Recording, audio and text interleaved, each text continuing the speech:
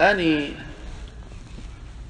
civilization, any nation in the history, they had the bad experience and they had the good experience. We are not angels living on this earth, we are human beings. So we have to treat ourselves as this fact. We are human beings, we do mistakes. We try to avoid the mistakes in our life, but at the end, we're human beings, and nobody is perfect, and nobody asks you to be perfect, as the word perfect means. But we try, as this is any human being dream, to be always looking for the truth and doing the right and saying the right and achieving the right, insha'Allah ta'ala. For that reason, Ikhwani, it's not shame on any person to say, I want to learn, I don't know.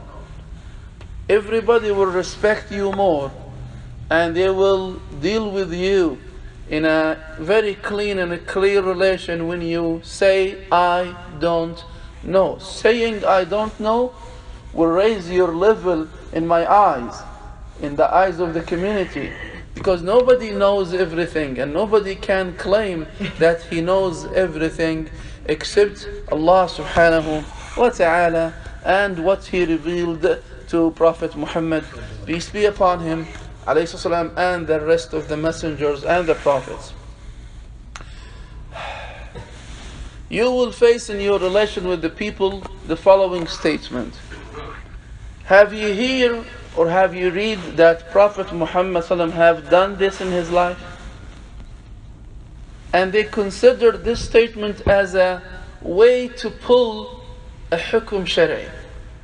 They consider this as an evidence to put you down and to let you think, oh, yes, he didn't do that, so means this is haram, or this is bid'ah, or this is not acceptable. Khwani, the input is not correct. The input itself is not correct. For that reason, in Surah Maryam, after Allah subhanahu wa ta'ala mentions the Anbiya, أولئك الذين أنعم الله عليهم من النبيين من ذرية آدم وممن حملنا مع نوح ومن ذرية إبراهيم وإسرائيل ومن هدينا واجتبينا إذا تتلى عليهم آيات الرحمن خروا سجدا وبكيا, etc. Then he says, فخلف من بعدهم خلف أضاعوا الصلاة واتبعوا الشهوات فسوف يلقون غي الآيات. So after the model characters for us, our prophets, our messengers, and the people after them, they start what? Ignoring step by step from their education, their teaching, their way of life, up to the salah.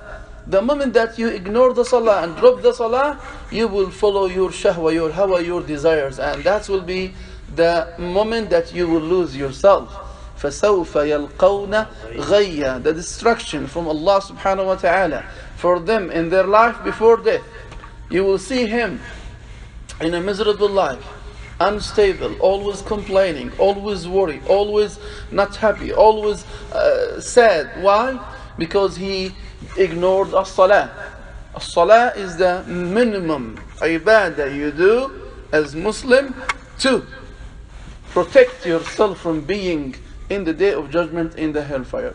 So this is very important. So let's go back to the theory that Prophet Muhammad did not do this, so why you do it in your life? This is not an evidence, this is not a method way to pull a hukum shari. Other than that, Ikhwani, if we go with this statement, you can see now 90% from the life of the human being these days means it's haram. Have the Prophet Muhammad, he prayed on a carpet? No. He didn't. So praying on a carpet is what? Haram. Have you hear him, he ride the Mercedes to the masjid? No. Have you hear him have the glasses? As what you do now, he has the glasses. Have you hear him do this and this? This is a crazy understanding, crazy methods of debating about hukum shari'i. It's not a joke, it's not a game, Ikhwani. Now you will see in the Facebook, in the communication between people. Have ya akhi ever you hear the Prophet did that in his life? What you will say, no, he didn't. So hey, this is bid'ah, this is haram. Those are al-jahala, and we have to fight those people in the knowledge, to teach and reteach and reteach, to have the expectation from the community. And you have to teach your kids. This is very important. Your wife, your family, you have to think wisely when you want to say about halal and haram. Al-Hukm al-Shar'i has its own methods to pull it out of the evidences. Now, the theory that I want to focus about today, the following. We have saying and we have doing of Prophet Muhammad sallallahu alaihi wasallam. He said something and he did something. Khwani, in the usul al-fiqh way of understanding of the fiqh, we go with his saying first or his doing first?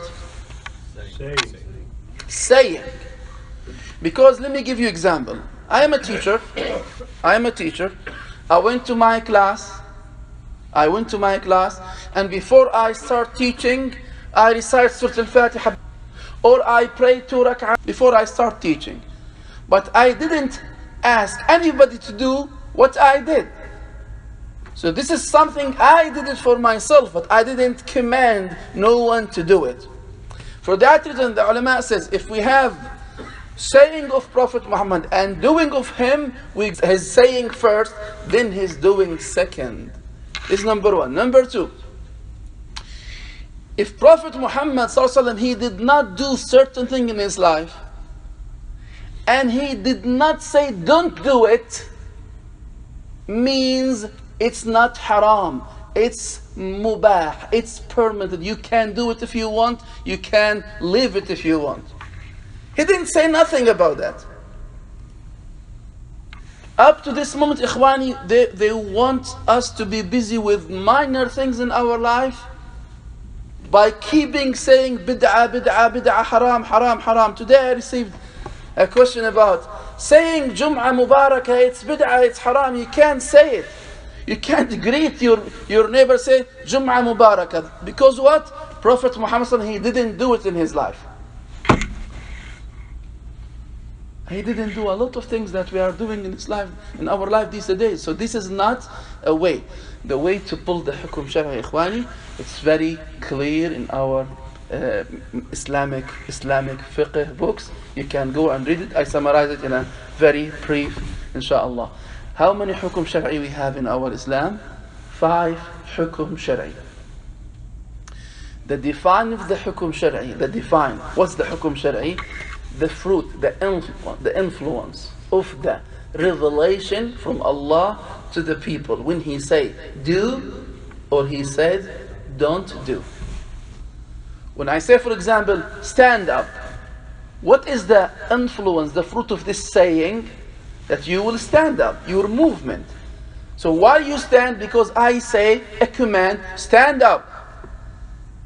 So your standing is what? The fruit of my saying, and how you react to my saying, this is the Hukum Shar'i. When I say to somebody, don't laugh. Don't laugh, it's what? A command, a negative thing, to not to do thing. So you will stop laughing because there is a command from a certain person, he's over your level, saying don't do that. Clear? But if I say, you have option to do or not to do, means it's what? Mubah. So al-ahkam al-shar'iyya, 5 hukum shar'i. Number 1, al-fard. Number 2, as-sunnah or al-mandub or al-mustahab, 3 names for the same thing. Number 3, al-haram. Number 4, al-makruh. Number 5, al-mubah. Those are the 5 hukum shar'i in our Islam. And the definition for each one, al-fard, what Allah Azza wa Jal asked the Muslims, the mukallafeen. Who are the mukallafeen? The Muslim, baligh, rashid, aqil. Clear? He is a Muslim. He is not a baby. He's a young, mature enough to receive this hukum. And he is what? not out of his mind. He's aware about his life, his existence. He's not crazy, he's not mad. So, what Allah asks us to do as a must, it's the fard. How can I know that this is a must or not must? The language, the Arabic language. For that we go back to the same, or the first square. Arabic is a must for those that they want to say about halal and haram, say about religion. If you don't know Arabic, that's okay. You can keep quiet and listen to your teachers. Listen to those that they have knowledge. Number 2, as-sunnah al-mandub, which is al-mustahab.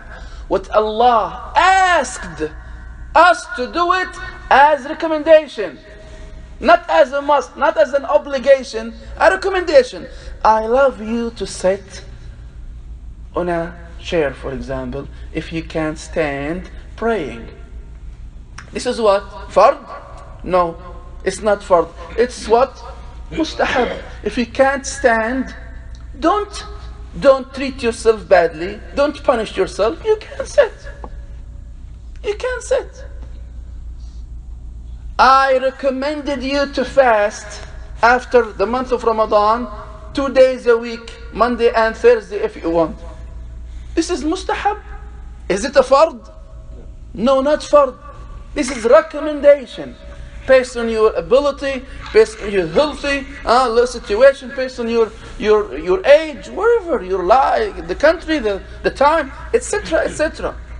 This is al-mustahab, sunan. You pray 2 rak'ah after dhuhr, you pray 2 rak'ah after before dhuhr, 2 rak'ah before fajr. Those are sunan, mustahabbat. And you increase your hasanat, you increase your ajr by doing the mustahabbat. The nafila, you call it nafila in the Pakistani culture. Nafila. Yeah, this is nafila, extra. Al-haram, what Allah Azza wa Jal asked us not to do it as a must. Don't do that. And in Arabic, there is article called لا الناهية. لا تزنوا, لا تقتلوا, لا تكذبوا, لا. Don't do. And Allah explained to us why. He explained to us why, so we know what's going on. The number 4, al-makruh, the not recommended. Not recommended. What Allah asked us not to do it as a recommendation, as an advising. To avoid being in the haram area, avoid those things, in makruhat. For example, if you are fasting and you want to make wudu, don't do madmad that much, because it could, the water could goes what? Inside your stomach, and you will lose the fasting on that day. Clear? When you come to Jum'ah Salah, have a nice and clean dress, a good smell, because it's not good you come and a bad smell comes out of you for your neighbors. This is makruh. And absolutely, when you have makruh here, the opposite is what? Mustahab over there. It's balance. Number 5, al-mubah. What Allah Azza wa Jal gave the choice for us to do or not to do. He gave you the choice. Sleeping, eating, running, marrying, all these things, mubahat, it's upon your what? Decision. You can sleep whatever you want, you can eat. What Allah Azza wa Jal asks you to eat is not haram. So this is mubahat. So all what the Prophet, peace be upon him, he didn't do it in his life, and he didn't say don't do it, it's mubah. And that's a smart way of our fiqh, ikhwan, because Islam is not for the Sahaba generation, Islam for all the humanity. So he can't limitate your freedom. These days we have people, they want us to live as the Sahaba used to live in their time. In the outcomes, how you dress, how you walk, how you ride, how you eat, how you... Otherwise I can't use this mic, because in that time there were no mics, am I right? That's something funny And by the way, it will lead that our people, our new generation, they will leave this Islam. If they will hear this every once in a while, this is funny, it doesn't make any sense. What kind of religion you talk about? For that reason, Ikhwani, always go and educate yourself. Go and educate yourself. Another input. They said, why Allah repeats? Why Allah repeats the story of Moses in the Quran a lot of times? Why? What kind of book you have, O Muslims? It's not enough to have the story one time. Why you have it in this surah and this surah and this surah and in this surah? This is something, they said, this is something unlogically. How you answer this? This is for you, Ikhwan. You have to educate yourself. Number one, there is no repeating in the Quran. No repeating. What Allah does, subhanahu wa ta'ala, for the story of Moses, for example, exactly as World Cup soccer game. They will put for you in the stadium 36 cameras. These are days. How many cameras they put?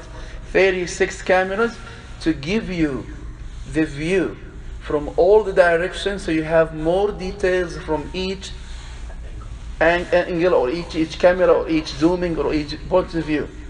So you will see the goal from this side, that side, what the people does over there, how he kicked the ball, what the judge said, how he ran. Subhanallah, details. Same story, but from different point of views. So you will have all the picture at the end, all the details. This is how we answer this question. Is not repeating. For that reason, in certain surah, Allah will speak about Musa when he was born with his mother. No details here about his relation with the community. In Surah Taha, you'll see more details. For example, in Surah Al-A'raf, details about his relation with Fir'aun. So you will collect all the views together and have the movie or the story incomplete. Those people, they want to hunt this ummah in these things. And some people, they are, wallahi, it makes sense. Why Allah repeat Surah Musa a lot of times? It's not repeating. Number three, another input they said it, and I want to educate you about, is the Prophet, he used to be illiterate? Is he jahil, ignorant? No. So they said, why Allah said in the Quran, An-Nabiyyu al-Ummi. An-Nabiyyu al-Ummi. Why a prophet, a messenger, he will ask his people to learn and he is not learning? Why he asked the people to read and he couldn't read or write? They said, what kind of prophet, what kind of an example for you, oh guys, you follow? Let's answer this. Number one, have you ever read in the book of the Arabs that Mecca used to have a kindergarten? In Mecca society, before Islam, they have kindergartens or schools? Never. So the society, and this is a common between everybody, they have never go to schools and learn writing and reading.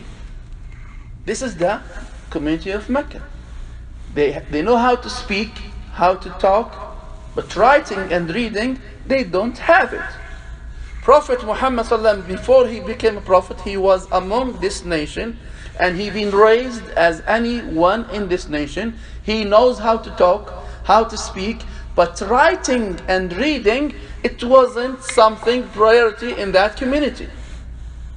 They kicked him out of school, so he went to the market and he became a businessman. So Prophet Muhammad ﷺ, when he was in the community, illiterate, he couldn't read and write, it was a miracle for him. So nobody will accuse him that, hey, you wrote the Quran by your hand, you learned this culture from other people and you put it down in a book.